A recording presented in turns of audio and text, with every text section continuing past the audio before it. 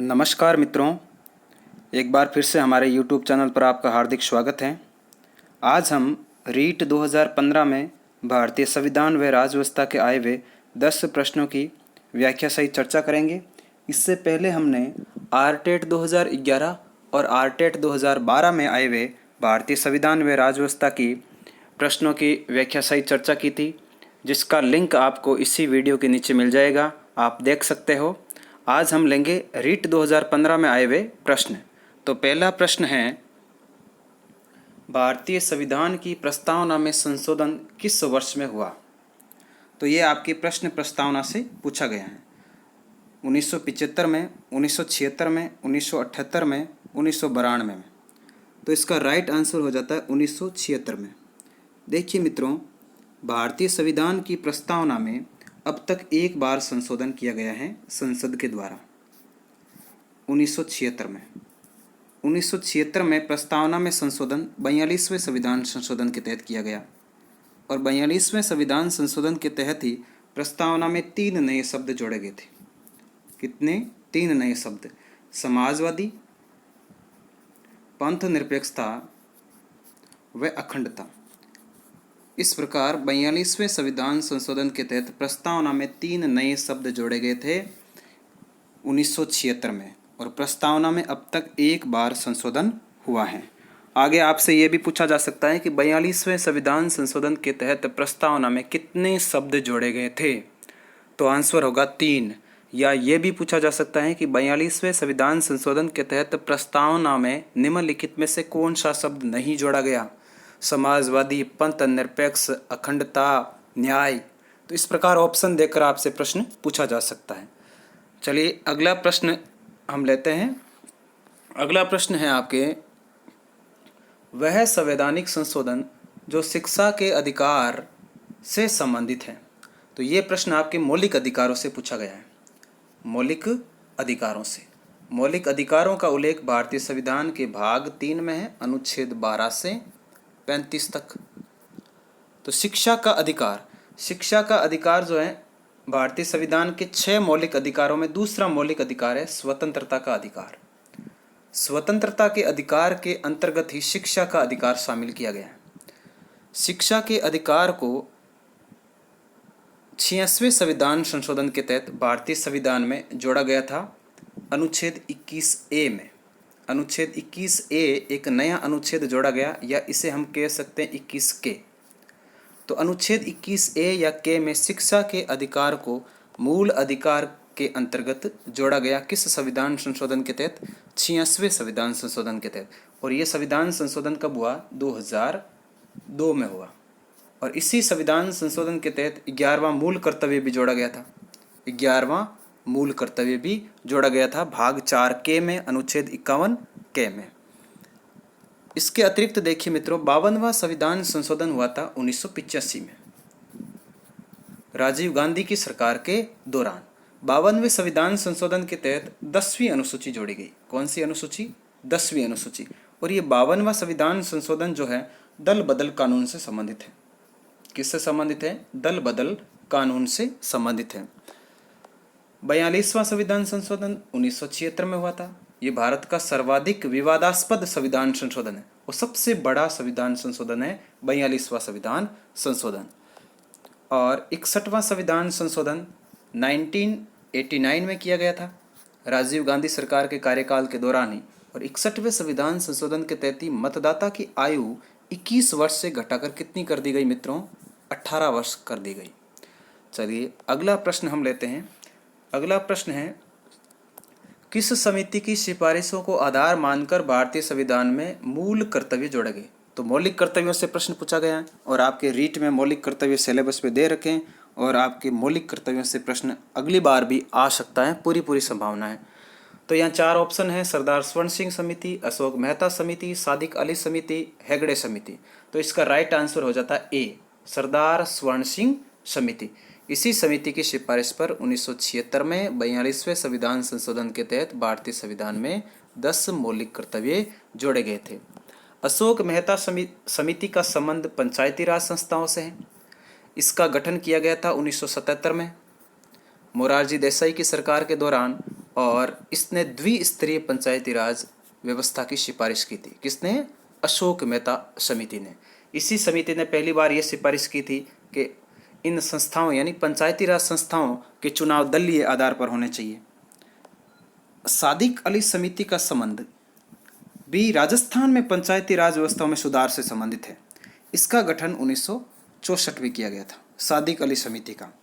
हेगड़े समिति का संबंध जो है अपस्पा कानून से है, अपस्पा कानून से है, armed force special power act से।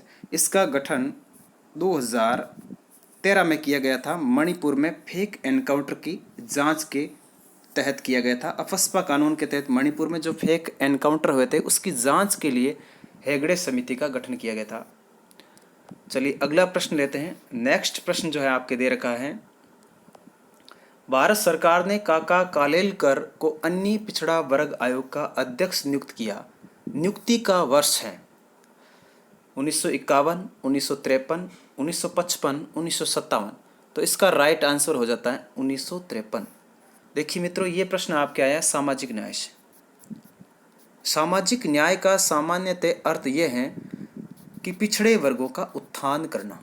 पिछड़े वर्गों का उत्थान करना सामाजिक न्याय का एक सामान्यतः तात्पर्य है। तो इसी के तहत देखें तो भारत में पहली बार पिछड़े वर्गों की जो समीक्षा के लिए, पिछड़े वर्गों की स्थिति का आंकलन करने के लिए अन्य पिछड़ा वर्ग आयोग का गठन या नियुक्ति की गई थी काका कालेलकर की अध्यक्षता में। इसी कारण इसे कालेलकर आयोग के नाम से भी जाना जाता है और इसका गठन या इसकी नियुक्ति की गई 1953 में। देखिए मित्रों, अगली बार हो सकता है रीट 2020 में आपसे ये भी पूछा जा सकता है कि काका कालेलकर आयोग की जगह ये पूछ ले कि दूसरा पिछड़ा वर्ग आयोग या द्वितीय पिछड़ा वर्ग आयोग का गठन किसकी अध्यक्षता में किया गया। तब आपका आंसर होना चाहिए बिंदेश्वरी प्रसाद मंडल की अध्यक्षता में, जिसे हम मंडल आयोग भी कहते हैं। क्या कहते हैं? मंडल आयोग। तो अगली बार हो सकता है आपसे पूछ ले मंडल आयोग के बारे में कि मंडल आयोग की नियुक्ति कब की गई। तो आंसर होगा 1979 में, 1979 में मोरारजी देसाई की सरकार के काल के दौरान मंडल आयोग की नियुक्ति की गई और ये द्वितीय पिछड़ा वर्ग आयोग था बिंदेश्वरी प्रसाद मंडल की अध्यक्षता में। इसी मंडल आयोग की सिफारिशों को 1990 में वीपी सिंह सरकार ने लागू कर दिया गया और पहली बार ओबीसी को केंद्र में 27% आरक्षण दिया गया था। नेक्स्ट प्रश्न है, भारत के संविधान में धर्मनिरपेक्षता का अर्थ है। देखिए मित्रों, भारतीय संविधान में धर्मनिरपेक्षता का अर्थ यह है कि भारत का स्वयं का कोई राज धर्म नहीं होगा। भारत का स्वयं का कोई भी राज धर्म नहीं होगा तथा सभी धर्मों के साथ समान दृष्टिकोण रखेगा। राज्य सभी धर्मों के साथ क्या रखेगा? समान दृष्टिकोण रखेगा, अर्थात किसी विशेष धर्म को प्रोत्साहन नहीं देगा राज्य, तथा सभी व्यक्तियों को अपने धर्म को मानने या न मानने की क्या होगी? आज़ादी होगी। यानी राज्य नागरिकों के धार्मिक मामलों में हस्तक्षेप नहीं करेगा। ये भारत में धर्मनिरपेक्षता का अर्थ है। अब देखिए 4 ऑप्शन दे रखे हैं। पहला ऑप्शन है राज्य का अपना धर्म है। बिल्कुल गलत है, राज्य का अपना धर्म नहीं है भारत में, अर्थात भारत धार्मिक नहीं है। दूसरा ऑप्शन है राज्य का धर्म से कोई संबंध नहीं है। हालांकि ये भी पंथ निरपेक्षता या धर्म निरपेक्षता के दायरे में आता है, लेकिन भारतीय दृष्टिकोण से ये पूर्णतः सही नहीं है, क्योंकि भारत में राज्य में समानता लाने के लिए, अर्थात भेदभाव, छुआछूत या महिलाओं के जो हैं बाल विवाह हैं इत्यादि को समाप्त करने के लिए धार्मिक मामलों में राज्य हस्तक्षेप कर सकता है। तो ये भी पूर्णतः सही नहीं है भारतीय दृष्टिकोण से पंथ निरपेक्षता का अर्थ। तीसरा दे रखा है राज्य का अपना कोई धर्म नहीं है। हालांकि ये भी पंथ निरपेक्षता के दायरे में आता है, लेकिन थोड़ा ये अधूरा है, तो इसको भी हम पूर्णतः सही नहीं मान सकते। डी ऑप्शन दे रखा है राज्य सभी धर्मों को मान्यता देता है परंतु उसका अपना कोई धर्म नहीं होगा। ये भारत के दृष्टिकोण से या भारत में जो है संविधान में धर्मनिरपेक्षता के दृष्टिकोण से बिल्कुल सही है। तो इसका राइट आंसर हो जाता है आपके डी, राज्य सभी धर्मों को मान्यता देता है परंतु उसका अपना कोई धर्म नहीं है। अगला प्रश्न है राज्यसभा का सदस्य चुने जाने के लिए प्रत्याशी की आयु होनी चाहिए? 25 वर्ष, 35 वर्ष, 30 वर्ष, 21 वर्ष। तो देखिए यहाँ पूछा गया है राज्यसभा का सदस्य चुने जाने के लिए प्रत्याशी की आयु, तो इसका राइट आंसर हो जाता है 30 वर्ष। लोकसभा सदस्य के लिए आयु होती है 25 वर्ष। राष्ट्रपति, उपराष्ट्रपति और राज्यपाल बनने के लिए आयु होती है न्यूनतम 35 वर्ष। और स्थानीय निकायों में चुनाव लड़ने के लिए आयु कितनी निर्धारित की गई है? 21 वर्ष। तो यहाँ राज्यसभा का सदस्य चुने जाने के लिए पूछा गया है तो 30 वर्ष। अगला प्रश्न है, नेक्स्ट प्रश्न दे रखा है, भारतीय संविधान का 44वां संशोधन निम्नलिखित में से किस एक प्रधानमंत्री के समय में किया गया था?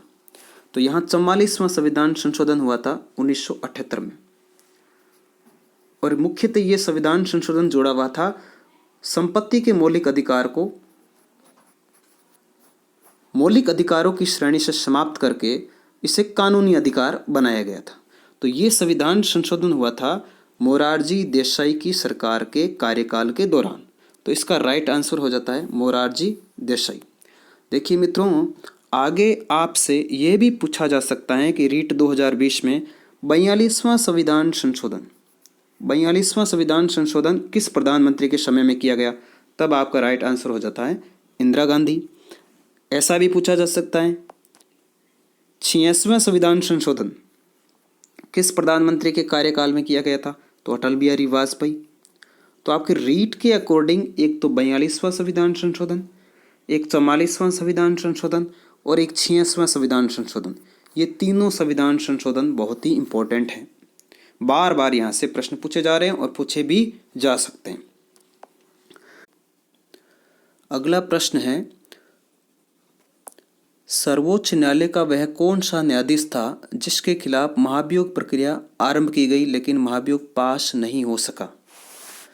देखिए मित्रों, भारतीय संविधान के अनुच्छेद 124(4) में न्यायाधीशों को पद से हटाने की प्रक्रिया का उल्लेख है, और न्यायाधीशों को पद से हटाने की शक्ति भारतीय संविधान में संसद के पास है। संसद विशेष बहुमत से प्रस्ताव पारित करने के बाद राष्ट्रपति आदेश द्वारा सर्वोच्च न्यायालय व उच्च न्यायालय के न्यायाधीशों को पद से हटाया जा सकता है। यहाँ ध्यान रखना, महाभियोग की प्रक्रिया भारतीय संविधान में केवल और केवल राष्ट्रपति के विरुद्ध ही लाई जा सकती है, जबकि न्यायाधीशों के खिलाफ महाभियोग प्रक्रिया का उल्लेख नहीं है। महाभियोग जैसी प्रक्रिया होती है हालांकि, लेकिन ये महाभियोग प्रक्रिया नहीं है। तो सामान्यतः हम कह देते हैं कि न्यायाधीशों को हटाने के लिए महाभियोग प्रक्रिया, लेकिन संवैधानिक भाषा में ये सही नहीं है। तो देखिए 4 ऑप्शन दे रखे, कौन कौन से हैं? के.जी. बालाकृष्णन, वी रामास्वामी, सौमित्र सेन, स्वतंत्र कुमार। तो इसका राइट आंसर हो जाता है वी रामास्वामी। वी रामास्वामी के खिलाफ 1991 से 93 के बीच इनको पद से हटाने के लिए संसद में प्रस्ताव लाया गया था। 1991 में इनके खिलाफ प्रस्ताव लाया गया था, लेकिन 1993 में लोकसभा में ये प्रस्ताव गिर गया था, पारित नहीं हो सका। लोकसभा में कांग्रेस के सदस्यों की अनुपस्थिति के कारण ये प्रस्ताव पारित नहीं हो सका। तो इसका राइट आंसर हो जाता है वी रामास्वामी। तो स्वतंत्र भारत के इतिहास में पहले न्यायाधीश जिनके खिलाफ महाभियोग प्रक्रिया संसद में लाई गई थी वह थे वी रामास्वामी। देखिए मित्रों, के.जी. बालाकृष्णन ये भी भारत के सुप्रीम कोर्ट के मुख्य न्यायाधीश रह चुके हैं, और ये राष्ट्रीय मानवाधिकार आयोग के अध्यक्ष भी रह चुके हैं। ये सुप्रीम कोर्ट के पहले दलित मुख्य न्यायाधीश बने हैं, के.जी. बालाकृष्णन। सौमित्र सेन ये कलकत्ता उच्च न्यायालय में न्यायाधीश थे, इनके खिलाफ भी महाभियोग प्रक्रिया लाई गई थी, लेकिन ये राज्यसभा में पारित भी हो गई महाभियोग प्रक्रिया, लेकिन आगे इन्होंने इस्तीफा दे दिया, इस कारण ये वहीं पर समाप्त हो गई। स्वतंत्र कुमार भी सर्वोच्च न्यायालय के पूर्व न्यायाधीश रह चुके हैं। चलिए अगला प्रश्न लेते हैं। भारतीय संविधान की 12वीं अनुसूची संबंधित हैं। 12वीं अनुसूची, देखिए भारतीय संविधान में कुल 12 अनुसूचियाँ हैं। मूल संविधान में 8 अनुसूचियाँ थी, बाद में कितनी जोड़ी गई? 4। 12वीं अनुसूची जोड़ी गई थी 74वें संविधान संशोधन अधिनियम 1992 के तहत। 74वें संविधान संशोधन अधिनियम 1992 के तहत। और ये 12वीं अनुसूची जो हैं आपकी नगर पालिकाओं से संबंधित है। किससे संबंधित है? नगर पालिकाओं से। 12वीं अनुसूची में नगर पालिकाओं के 18 कार्यों का उल्लेख है। कितने कार्यों का? 18 कार्यों का उल्लेख है। 11वीं अनुसूची पंचायती राज संस्थाओं से संबंधित है और पंचायती राज संस्थाओं के 29 कार्यों का उल्लेख है। केंद्र की भाषाओं से संबंधित अनुसूची वो है आपके 8वीं और केंद्र राज्य संबंधों से संबंधित अनुसूची है 7वीं। चलिए नेक्स्ट प्रश्न लेते हैं। अगला प्रश्न है, वह कौन सा उपराष्ट्रपति था जिसका देहांत अपने कार्यकाल के दौरान हुआ? बहुत ही अच्छा प्रश्न पूछा गया है। देखिए यहाँ दे रखे 4 ऑप्शन, राधाकृष्णन, वीवी गिरी, बीडी जत्ती, कृष्णकांत। तो इसका राइट आंसर हो जाता है कृष्णकांत। कृष्णकांत भारत के एकमात्र उपराष्ट्रपति है जिनका निधन पद पर रहते हुए हुआ 2002 में। राधाकृष्णन भारत के प्रथम उपराष्ट्रपति थे। वीवी गिरी भारत के तीसरे उपराष्ट्रपति थे और बीडी जत्ती भारत के ऐसे उपराष्ट्रपति हैं जो कार्यवाहक राष्ट्रपति भी बन चुके हैं। वीवी गिरी भी कार्यवाहक राष्ट्रपति बन चुके हैं और बीडी जत्ती भी कार्यवाहक राष्ट्रपति बन चुके हैं। और ये एक ऐसे उपराष्ट्रपति हैं जो कार्यवाहक राष्ट्रपति के रूप में सबसे लंबा कार्यकाल रहा था, कार्यवाहक राष्ट्रपति के रूप में। तो ये थे आपके भारतीय संविधान व राज्य व्यवस्था के 10 प्रश्नों की व्याख्या जो रीट 2015 में पूछे गए थे। अगर आपको ये वीडियो पसंद आया है तो इसे लाइक कीजिए, शेयर कीजिए और चैनल को सब्सक्राइब कीजिए। धन्यवाद।